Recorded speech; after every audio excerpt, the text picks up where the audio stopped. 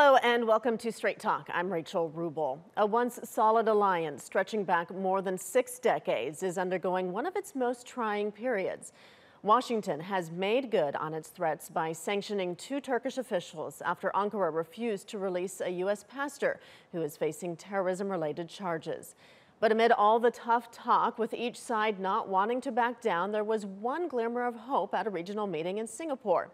Turkish Foreign Minister Mevlut Cavusoglu met his U.S. counterpart Mike Pompeo, saying the 2 sides would resolve their issues. Courtney Kealy looks at how relations got to this point and what impact this crisis could have on the 2 NATO allies in the long run.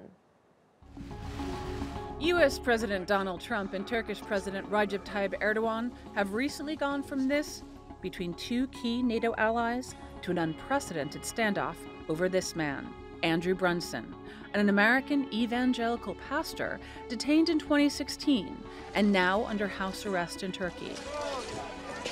He is charged with espionage, aiding U.S.-based cleric Fethullah Gulen, who Turkish authorities say orchestrated the 2016 failed military coup, supporting the PKK, listed as a terrorist group by Turkey, the U.S., and the EU, and working to convert Turkish Kurds to Christianity. The pastor, who has lived in Turkey for more than 20 years, faces up to 35 years in jail. President Trump and his core evangelical base are demanding Brunson's immediate release. Vice President Mike Pence has warned the Turkish president to be ready to face the consequences. The United States will impose significant sanctions on Turkey until Pastor Andrew Brunson is free. Ve bu tür tehdit dili kullanmaya da biz kusura bakmasınlar pek prim vermeyiz. Yani bunu da bilinmesini istiyoruz. President Erdogan and his government say they won't give in. Now the Trump administration has applied the most dramatic pressure to date with the announcement of U.S. sanctions against Turkish Interior Minister Suleyman Soylu and Justice Minister Abdulhamit. We've seen no evidence that Pastor Brunson has done anything wrong, and we believe he is a victim of unfair and unjust detention by the government of Turkey. U.S. Treasury Secretary Steven Mnuchin released a statement that says both ministers are leaders of an entity that has engaged in, or whose members have engaged in, serious human rights abuse. They were sanctioned under the Global Magnitsky Act, which penalizes authorities for human rights abuses. Both sides are still talking. Turkey's foreign minister met with U.S. Secretary of State Mike Pompeo on the sidelines of the recent ASEAN meeting in Singapore. We want to solve problems with diplomacy and communication. We've said from the start that threatening language and sanctions won't go anywhere. The recent plummeting of relations between the U.S. and Turkey is reminiscent of issues over Turkey's military intervention in Cyprus in 1974 and its refusal to allow American troops to use bases in Turkish territory ahead of the 2003 U.S.-led invasion of Iraq. While the catalyst for the rift is over Brunson's release, other issues include Turkey's recent purchase of a Russian S-400 missile defense system, whether U.S. lawmakers will allow the sale and delivery of 100 Lockheed Martin F-35 jets to Turkey, and if Turkey will continue to allow American forces to use Incirlik Air Base in the fight against Daesh. And with the U.S.-Turkey relationship in crisis and rhetoric from both sides escalating, it's unclear if Presidents Trump and Erdogan can work together to keep tensions from boiling over. Courtney Kealy, Straight Talk. To discuss this further, joining me now are Tala Kosi, a professor of political science and international relations at Ibn Khaldun University, and Onur Erim, a former advisor to the mayor of Ankara who specializes in economic affairs. Thank you both for joining me today. Onur, let me start with you. This threat of sanctions started with a tweet by the U.S. president, and then the U.S. has now made good on the sanctions, sanctioning Turkey's interior and justice ministers. How damaging is this to U.S.-Turkey relations?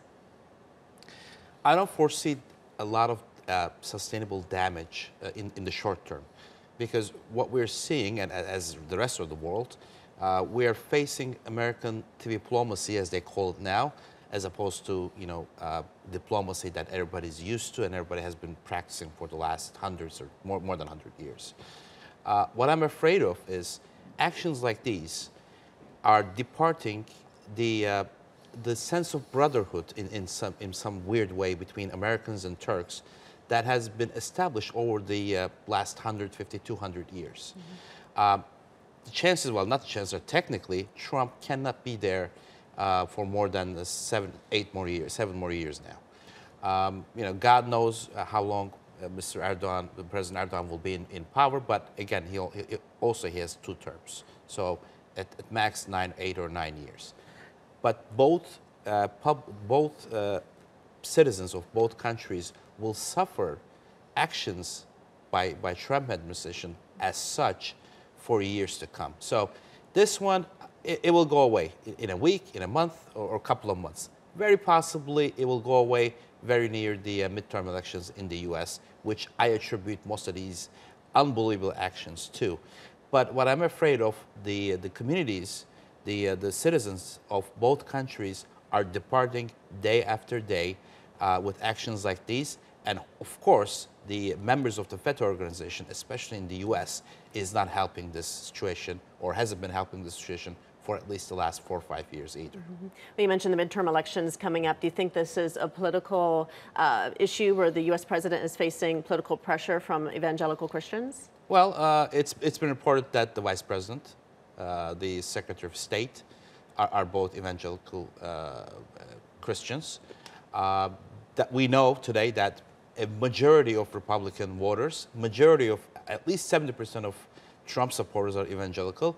So, numbers show, needless to say, it is probably a very much politically oriented, election-oriented actions. And these are unheard of actions. It's almost like Turkey right now would appoint a trustee to the Trump Tower, which is down the road from here, which would have nothing to do with diplomacy or intergovernmental relations. I mean, it is almost like a kindergarten bully fight on President Trump's side. We hope, we see, thank God, that in the Turkish government there are very mature actions and there are very mature, public statements being made. I hope that some sense comes into the White House, to the members of the White House staff and the cabinet, that at least such mature actions and mature talks are started being made. Mm-hmm.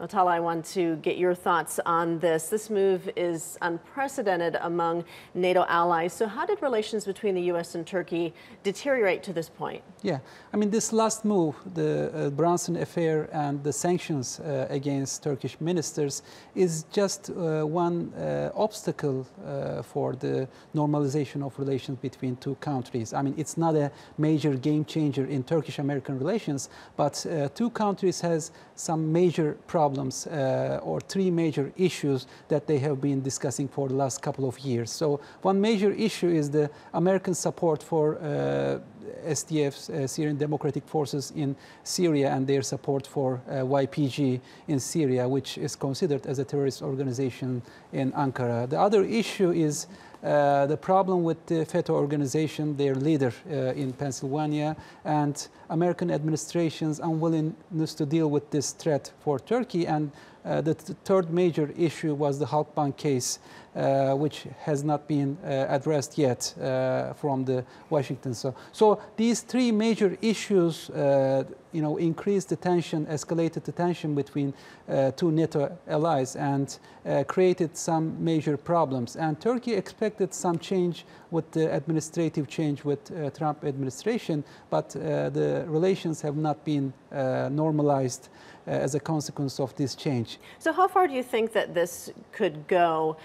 Now that we have the sanctions against Turkey, Turkey has said it will retaliate, but they haven't made any announcement in that regard yet. How far could this issue, how much further could it go? I think this major issue is an issue of domestic consumption for U.S. So, as you mentioned, it's a part of the evangelical community, and there are some midterm elections, and Trump administration wanted some minor victory to get hearts and minds of the evangelical community. So that's some issue. but also it prevents the normalization between two countries. So this morning, Turkish and American foreign ministers, Mike Pompeo and Cavusoglu met in Singapore, and they declared their willingness to deal with these problems through diplomatic channels. So this is an important statement, and Turkey didn't want to escalate the situation further because the sanctions are mainly symbolic sanctions, so they don't have the functional sanctions. But if they increase, if Washington increases the sanctions, then Turkey will respond in a similar way. So for the moment, Turkey still believes in diplomatic resolution of the issue, and Turkey refrains from further escalation of the issue. But if Washington does not respond in the similar way, I think this can go out of control. Okay. Well, Onur, as Tala mentions, the U.S. Secretary of State and Turkish Foreign Minister met earlier at the ASEAN meeting in Singapore. So do you think that this is a sign of cooling of these tensions, at least for now? It certainly seems that way. I mean, especially I believe Minister Cavusoglu made a statement a day or two before, pointing out to the meeting and saying that we hope that we find a reasonable ground to start talking about resolving our issues. And there are unfortunately some issues coming up. As you know, the same day the U.S. Senate the Senate also approved the NDA Act. It's now going to be waiting for the president's signature, which includes an amendment for a review of Pentagon within 90 days to whether or not continue with the sale of F-35s, which would create another, it would open another can of worms, because it's a very, very complicated issue where Turkey has invested time, money, and technology, and it's a joint program. Again, there are possible, problematic issues that are coming up. Let's see how much Trump administration, and Trump especially himself, is going to use things as such for a gain which would possibly be a historical loss for the Republican Party in November. So I like to believe that most of these unbelievable and, as you mentioned very correctly, unprecedented actions by the White House administration is going to stop. Let's talk about this deal that the U.S. says it had with Turkey, where Israel would release a Turkish national in exchange for Brunson being released. The U.S. says Turkey reneged on that deal, instead releasing Brunson into house arrest. Turkey says there was no deal. So how did the U.S. think that there was an agreement with Erdogan and then be taken by surprise by Brunson being released into house arrest? Well, we could all speculate. Obviously, none of us were there if there was such a deal being made. But if you look at the actions and how he does things, talking about President Erdogan in the last 15 years, you don't see him doing deals like these, which he would not really accept as fair or honest way of acting as a leader. He said one thing outright months ago. He said, "Give me the priest, I'll give you the priest." He was very outright. Was this something that you would see from a traditional world leader? No, but it's a very important issue, and he came out and said it.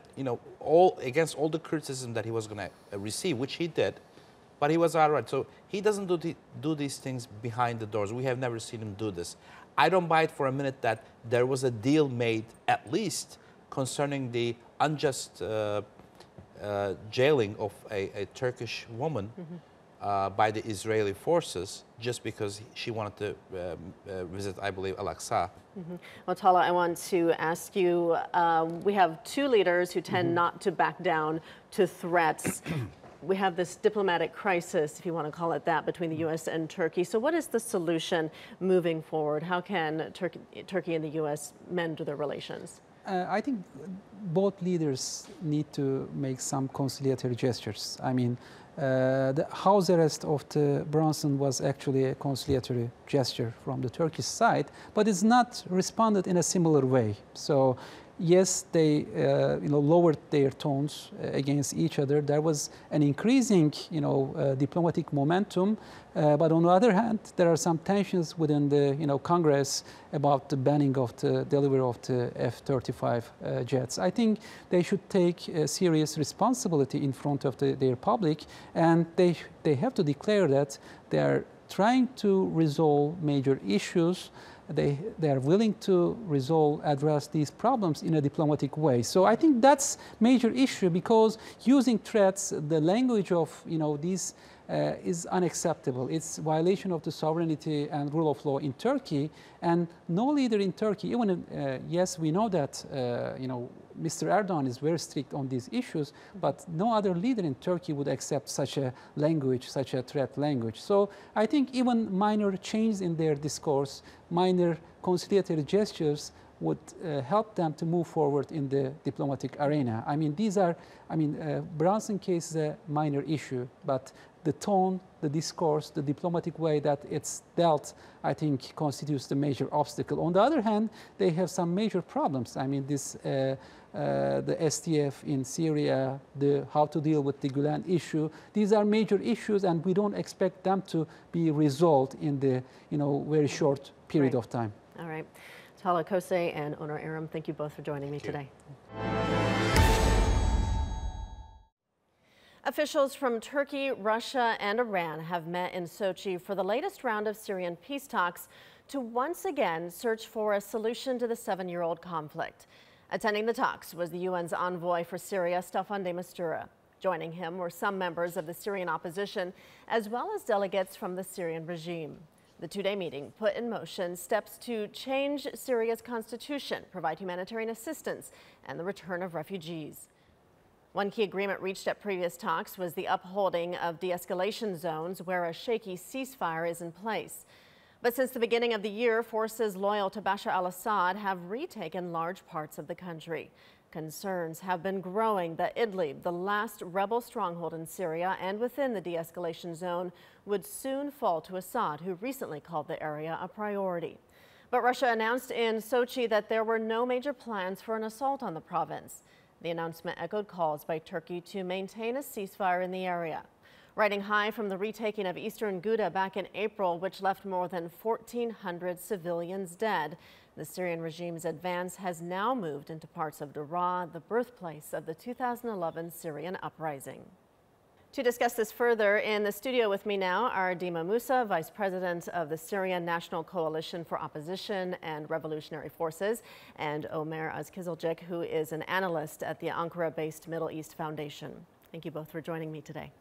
Omer, I want to start with you. This was the 10th round of these Astana format peace talks. There was no peace agreement reached during these talks in Sochi this week, but that wasn't expected to happen. So what was achieved during these meetings in Sochi? So the major achievement of the meeting was the exchange of detainees and the release of persons from the prisons. And another major outcome of the Sochi conference was Idlib. Both sides negotiated about Idlib and they talked about Idlib. And most probably, as it looks like, Russia won't start an immediate big-scaled assault towards Idlib, but they requested from Turkey to clean up Idlib from radical elements like Hayat Tahrir Sham or the new Al-Qaeda branch, Hura Shidin. I want to get back to you with Idlib in just a moment, but first, Dima, I want to ask you, because there were some key players who are missing from the talks this week. Many of these negotiations have taken place without the political opposition and many of the changes that have taken place on the ground as well. Is it possible to broker a peace deal without all of the parties taking part in negotiations? Well, it should be clarified here that the political peace talks belong in Geneva, actually, pursuant to UN resolutions, including 2254. What was the purpose of the Astana format talks was to focus on the humanitarian issues, and that was through the forces that are controlling on the ground, which were the military factions. As for the political opposition, it wasn't present officially in the Astana talks from the beginning, but they were consulting the delegations on political issues and to ensure that This is not where, to not have duplication of what should happen in Geneva, try to have it happen in Astana. The point was to make progress on humanitarian issues, to lay the foundation for the political process in Geneva. Mm-hmm. Well, Omar, I want to get back to you and the situation with Idlib. Russia says there is no major assault no planning for in Idlib, but Bashar al-Assad says it is a priority to retake the province. So how serious is the threat in Idlib right now? So the Bashar al-Assad regime wants to take every inch back of Syria back, as they call it, every inch policy. And they are acting according to this strategy. They are using scores of urge policy and killing civilians, bombing facilities, and especially hospitals, and making living conditions bad as much as possible. The Assad regime on the side has a harsher rhetoric, has a more radical attitude, but Russia tries to calm down the Assad regime and find a more solutionable way with its partners, the Turks and the Iranians. And in this regard, the Assad regime also sent its troops towards the front lines in Idlib and tries to mass his troops there to start an assault. But the Turks are at the front lines. The Turkish army established 12 observation points. And these observation points, as long as they are staying there, will hinder the Assad regime from attacking Idlib. Well, you said that Turkey wants softer means to maintain control of Idlib, but how far do you think Ankara is willing to go to make sure that Idlib stays under opposition control? It's like, what will happen if Turkey goes out of Idlib? That's the question we have to ask to know how far Turkey will go. There are living 2.5 to 3 million civilians in Idlib. A big part of them are already internationally displaced people from other parts of Syria who rejected to live under the Assad regime. And with any offensive towards Idlib, all of these people will gather at the Turkish border, will try to seek refuge in Turkey, and Turkey already hosts the biggest refugee population in the world. So another 2.5 million refugees in Turkey isn't possible. So this would mean a huge refugee crisis. The refugees would either be locked between fire and the Turkish border, or Turkey would let them in, and because Turkey couldn't afford all of these refugees, Turkey had no other options than to let them go towards Europe. And this would mean a big refugee crisis in Europe again. Dima, let's talk a little more about the refugee situation. Mm-hmm. Russia is proposing a return of Syrian refugees to Syria, but how can that be done with still millions of people within Syria who are internally displaced? Well, the short answer is that cannot be done. Initially, what we're calling for, what the international community has agreed on, is that there needs to be voluntary and safe and dignified return of refugees. This is directly tied to a political process, a political solution, a comprehensive one at that. And right now, the conditions are not consistent with what's required for refugee return. The other issue is that if we're talking about returning refugees, we already have IDPs, internally displaced persons, inside Syria. And even the UN, in a report 2 days ago, noted that 1.2 million Syrians were internally displaced in the first half of this year. This is a direct result of Russia's policies in supporting Assad's policies of completely burning down areas and enforcing so-called reconciliations. Obviously, these people don't find themselves safe living in regime-controlled areas, so they became internally displaced, most of whom, as Omar pointed out, have moved to Idlib. So why are we talking about returning refugees before we create the conditions for IDPs to return home?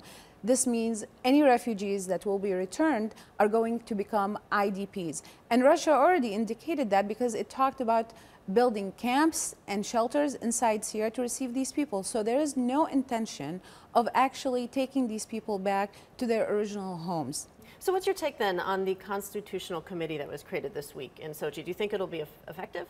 So the Constitutional Committee was not created in Sochi, and it also isn't necessarily tied to the Constitutional Committee that came out of the Sochi conference, or as we like to call it, the carnival that took place in February earlier this year. There wasn't true representation of the opposition there. There were some opposition representatives, but the political opposition bodies like the Syrian Negotiations Commission, they weren't there. Now, we talked about positively engaging with the political process, anything that influences or goes into the political process in Geneva. All right, I would love to talk with you both more about this, but unfortunately we are out of time. Omer Azkizilcik and Dima Musa, thank you both for joining me today. Thank you, sir. Thank you. That's all for this edition of Straight Talk with me, Rachel Rubel. If you have any comments or suggestions, do share them with us on Twitter with the hashtag Straight Talk. Also, don't forget to subscribe to our YouTube channel. Until next time, take care and goodbye.